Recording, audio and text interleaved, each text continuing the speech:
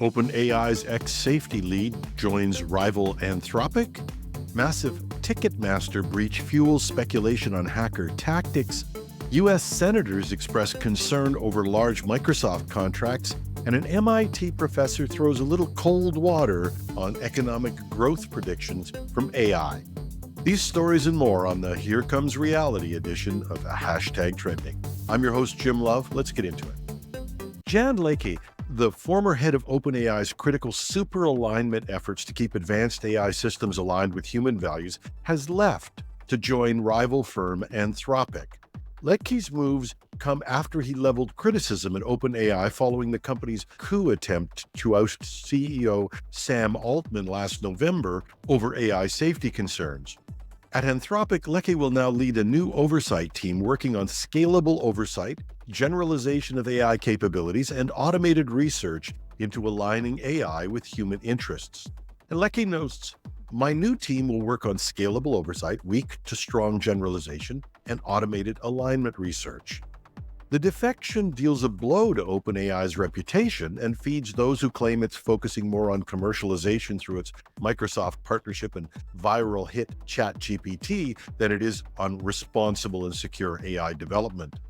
In contrast, Anthropic was founded by former OpenAI researchers emphasizing a more responsible AI development. Backed by Amazon and Google, its Claude chatbot focuses on calculated, restrained responses. OpenAI has promised to address Leike's concerns and announced a new board-level safety committee on Tuesday, highlighting the priority that OpenAI is placing on.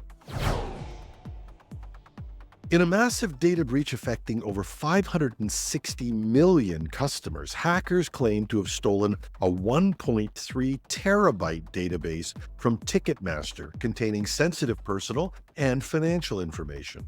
Ticketmaster remains tight-lipped on breach details, leading to much speculation over how the threat actors gained access. The high-profile breach marks the brazen resurfacing of a hacker group, Breach Forums, just days after the FBI's second takedown of the notorious cybercrime forum and its Telegram channels.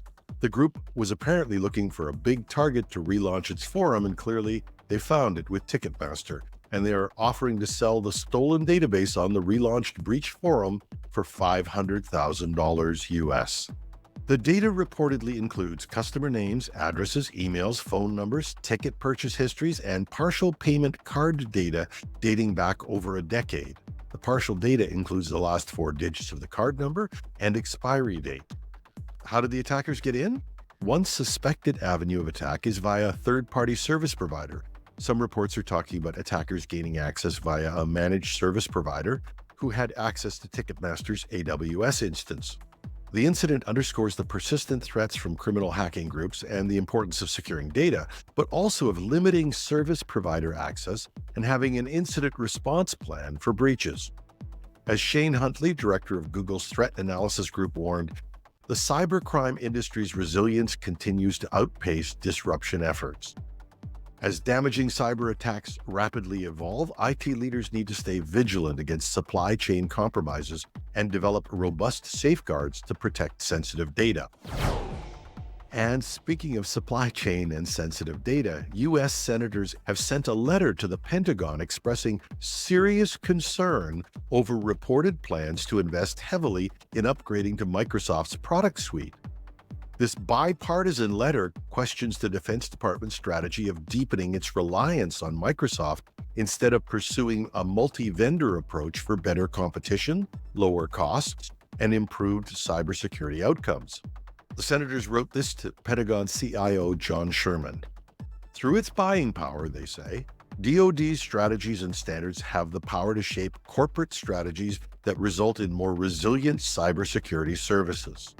Now, the concerns stem from a purported Pentagon memo requiring all offices to upgrade to Microsoft's E5 licenses as part of its Zero Trust security overhaul by next summer. And the senators are arguing that this doubles down on what they're calling a failed strategy after nation-state hackers exploited Microsoft's software vulnerabilities in major breaches over the past year. and they're pressing Sherman on whether alternatives to an all-Microsoft solution were adequately evaluated, a sign of Washington's eroding confidence in the tech giant's cybersecurity capabilities.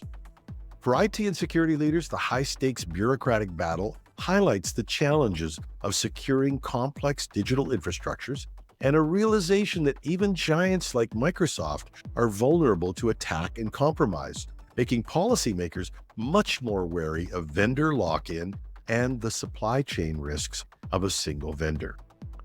And that's it for today's show. Remember, you can get us on Apple, Spotify, or wherever you get your podcasts. We're available on YouTube in both audio and video format. Show notes are on technewsday.com or .ca. Take your pick. I'm your host, Jim Love.